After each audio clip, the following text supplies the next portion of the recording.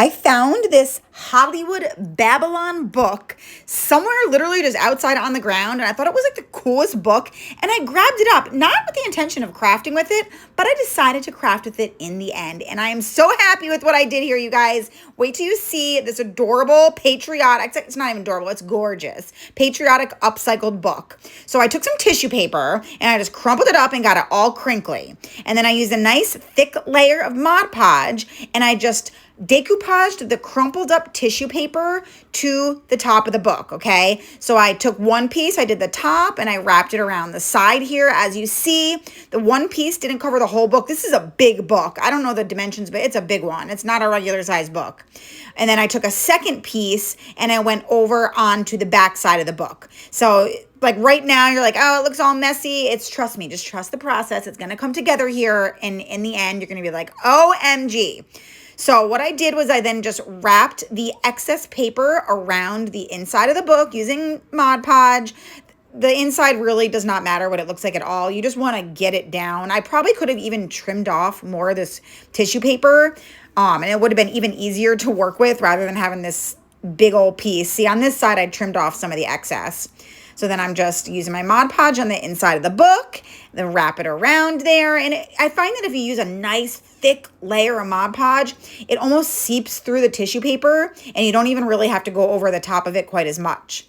So I'm just touching up the edges there. I'm just wrapping the tissue paper around the little, just make sure the whole thing's covered basically.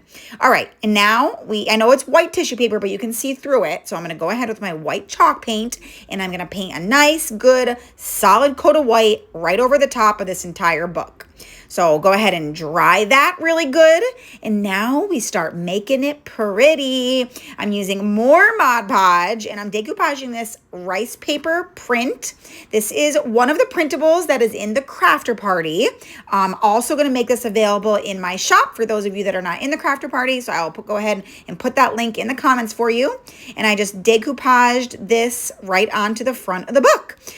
The size was absolutely perfect. I think I printed it at like 75% and you might have to do a little guess and check to get your size right. You can always sand off the edges as well.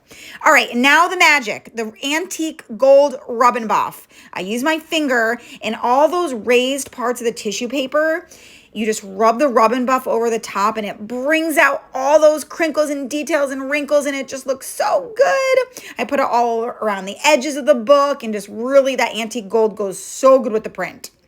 All right, now I wrote the word freedom. This is a friction pen, so when the heat goes on it, it disappears the red ink.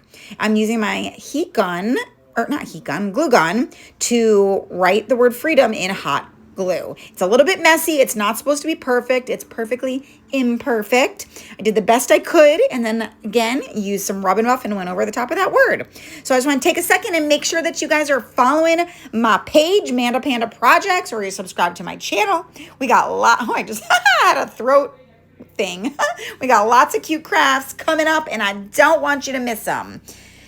Okay, so I glued the rusty star there that you saw, and then I wrapped some twine around the edge of the book. I actually do twine two ways. I wrap it around the short way. I just did like 2 times around. And I only did the cover because this is a really cool book, and I want you to be able to open it and read it if you want to. It just adds to the fun of it.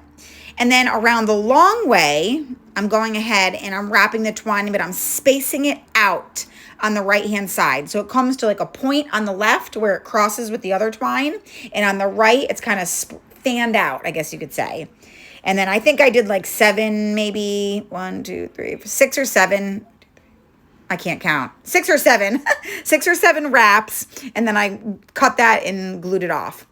This is already super distressed and grungy, but I did decide to add a little bit of Kiehl's dark wax just around the edges. And then I darkened up the corners and a little bit of the edges of the back of the book too, just to bring it to life and make that seamless look with the printable.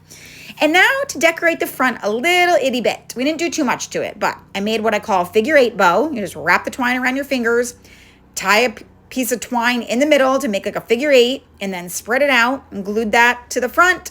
Glued some Sweet Annie.